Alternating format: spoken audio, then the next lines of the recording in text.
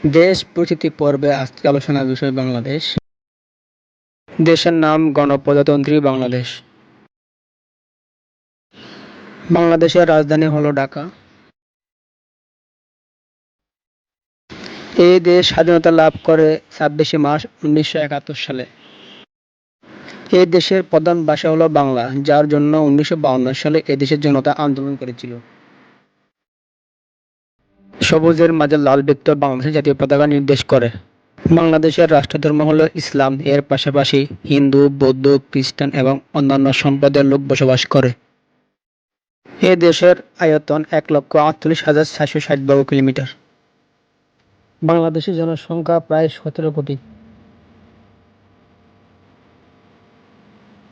এ দেশের মুদ্রার নাম টাকা।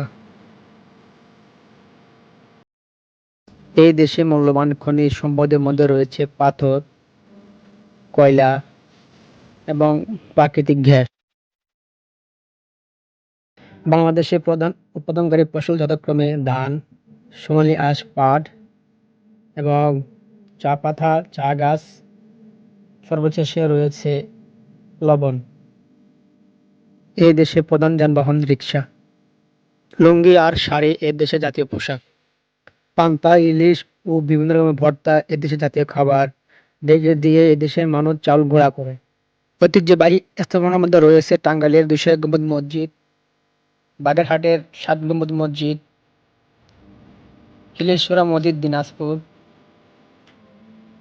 আহসান মঞ্জিল ঢাকা,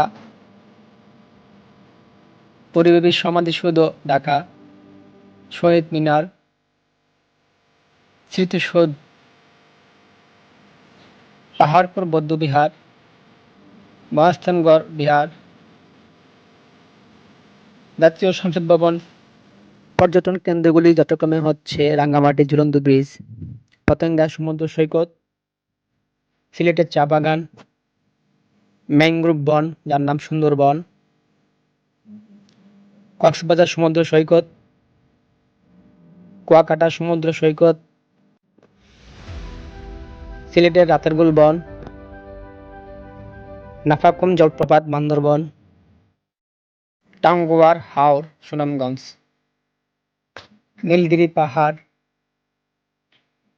বঙ্গবন্ধু সাফারি পার্ক এবং সর্বশেষে রয়েছে তাজিংডং পাহাড়।